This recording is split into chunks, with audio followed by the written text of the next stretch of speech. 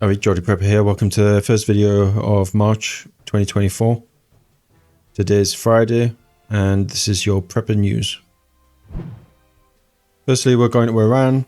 Parliamentary elections have started. These are the first elections since Mahsa Amini was killed. She died in police custody. The secondary article to this one that we're covering here is linked in the description. She was arrested because she protested against the mandatory hijab wearing. She was stopped and arrested by morality police, pushed her into a van, beat her, took her to a station, and where she died. This basically sparked a huge amount of protest in Iran. And you know, Iran is very, very strict. Very, very strict country now. Not as nearly as liberal as what it used to be. So this obviously wasn't very well received. And there was protests and riots, and obviously it was clamped down pretty hard. And they stalled the elections because of this. And basically they've started elections again. And it's to elect new members for an 8-year term. They play a critical role in selecting the leadership of the country.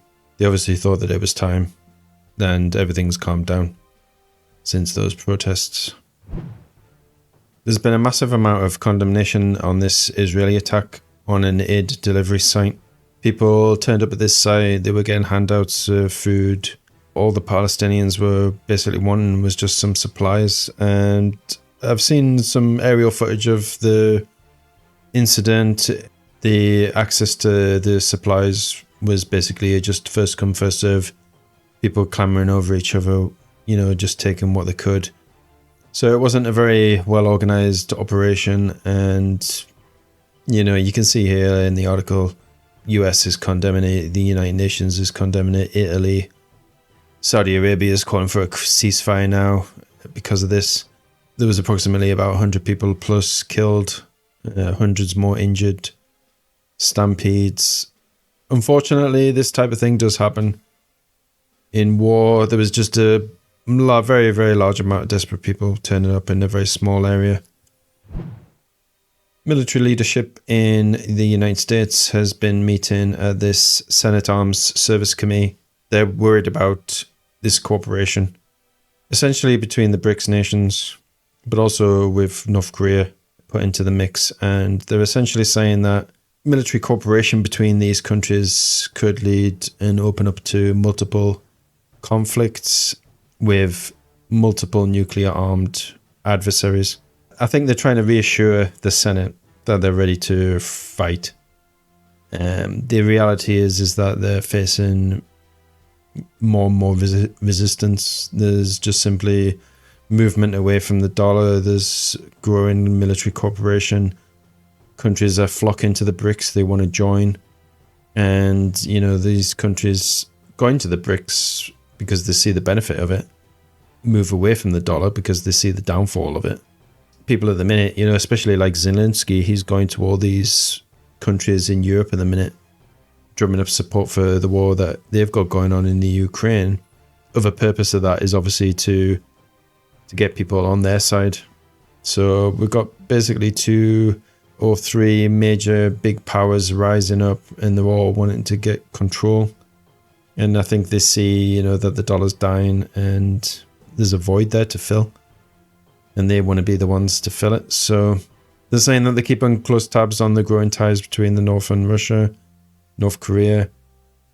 You know, obviously North Korea is supplying a huge amount of munitions to Russia recently. I think it was 3 million rounds. Looks like Sweden's joined NATO now. All the hurdles and the things, you know, to clear the membership have basically gone through. Hungary was the 31st member, and they backed the Swedish application. We're definitely seeing at this time, you know, that they're trying to beef up NATO, essentially. You know, they know that they've got huge competition in the form of the BRICS. I think they're really trying to get everybody on board. Its full membership will basically simplify defense planning. They've obviously thought about the positives and the benefits and the the pitfalls of joining NATO. So they're clearly willing to live with it. But it's also really, pretty much a bad time to join NATO, considering who they're facing. And Russia's basically warning here that the war with NATO is inevitable. President Macron, he said that troops are going to be sent to the Ukraine. Russia is just not going to accept that at all. Putin's came out and warned Macron about the major escalation that this will bring. It's going to be a different type of war. The Russians are holding back. We've seen from the very start of this Ukrainian conflict, we've seen the Russian hand.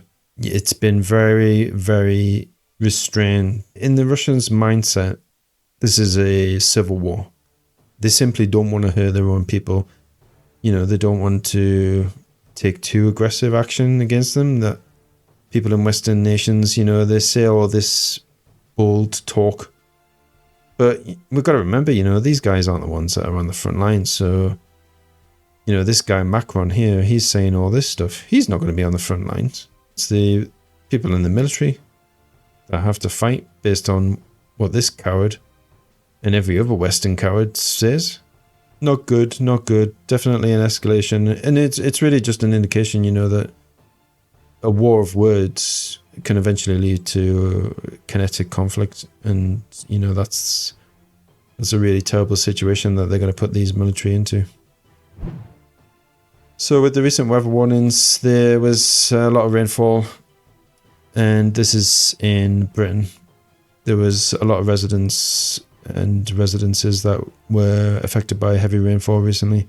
A lot of this infrastructure is mostly to blame, because you see all this heavy rainfall because every drain is blocked. It's got nowhere to go. It's what happens after the rain really that causes the misery. All this standing water goes nowhere because all the drains are blocked. There isn't really that good an alert system in Britain. Obviously, we have the weather reports, which are complete guesswork, but actual predicting and warning systems, when a river or anything like that is going to burst its banks next to your property, just simply doesn't exist. Residents were calling the fire service, panicking over the amount of water that was around their properties. And you can see here, people's back gardens flooded. But one thing to note as preppers, guys, we see here that sandbags were given out, hoping that sandbags will protect you in a flood. That's not going to happen. The problem with sandbags is that they're porous. So if you're prepping with sandbags for flooding, you're wasting your time. Don't do it. There's better solutions out there. Any sort of search on Google will lead you to a better, more effective system in regards to flooding. Obviously sandbags are very, very good to have. If you're prepping and you live in an area that's prone to flooding, do not rely on sandbags as an anti-flooding measure, because they're porous. They will not help you. They will not stop your property getting flooded. They'll just let the water through. That's the end of today's Prepper News. Thanks very much for watching. Be safe, be prepared, and I'll see you in the next broadcast. This has been Geordie Prepper, signing out.